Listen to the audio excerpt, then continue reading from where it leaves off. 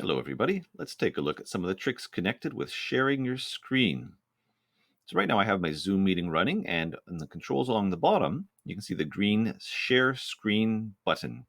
So if I do that, this brings me up a set of options of what is available to share. And let's say I'm teaching my lesson and I want to share my PowerPoint. So I can click on the PowerPoint and then select the Share button. So Control has not yet switched over to the PowerPoint application. For example, if I use my arrow keys to try to advance the slides in my PowerPoint, it won't work. I need to click on the screen, and that returns control to the PowerPoint. And now I'm able to move through my PowerPoint slides. So just keep that in mind when you're doing your work.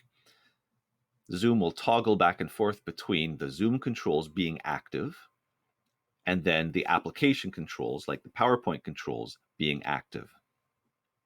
Now, depending on what you're doing or what you're sharing with your screen, you might find that the controls for Zoom get in the way of things. So right now, the controls are available by touching the green bar at the top of the screen. You can see these controls appearing here.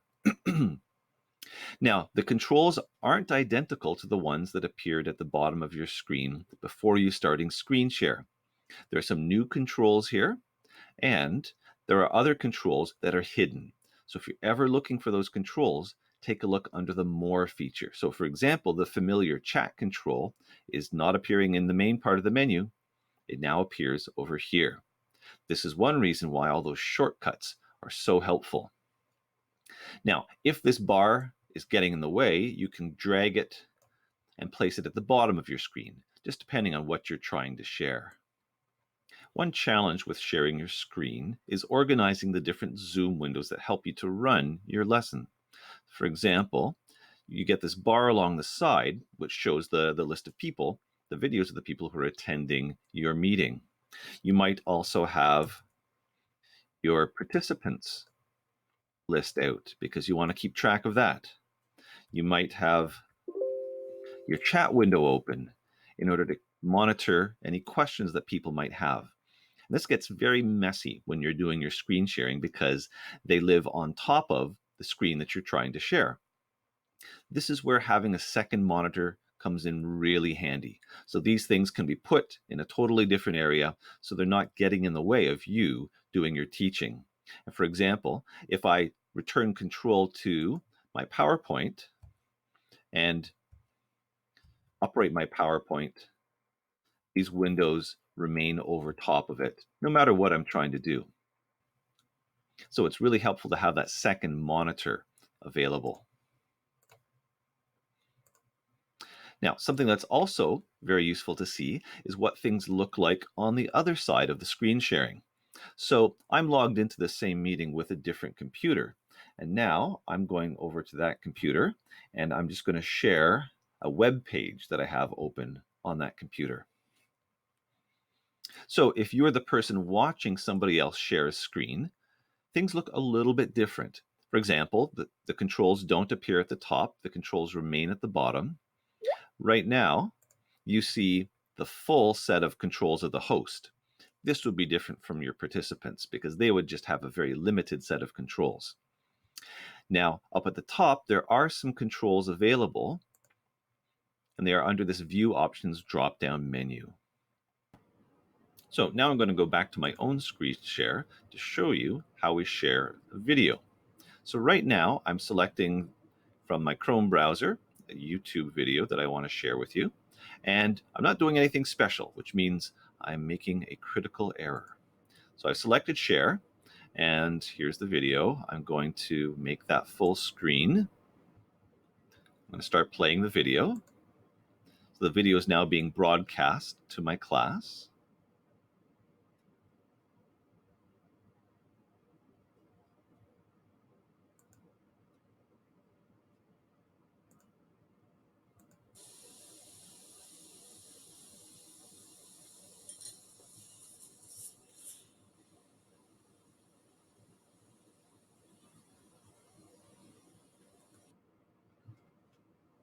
Now, it seems like things were going just fine, but if I was doing this in a real class, I would start seeing messages appearing in my chat window saying, "Should we be hearing anything? Is there any sound?"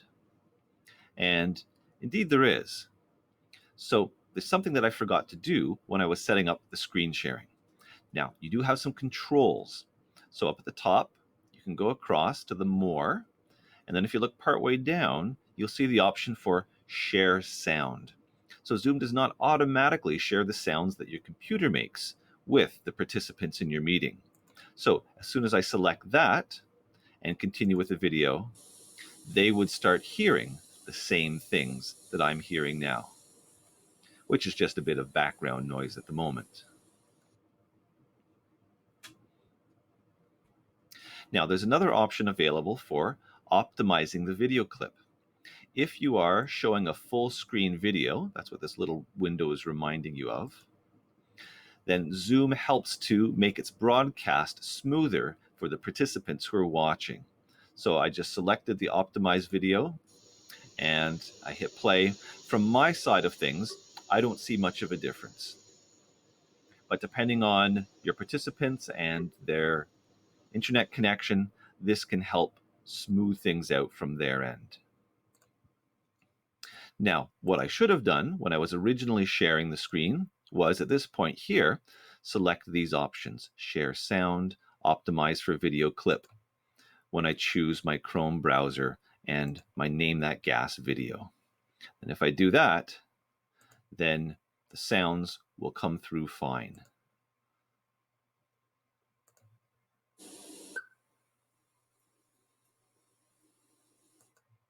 So these are some of the tricks that go along with sharing your screen.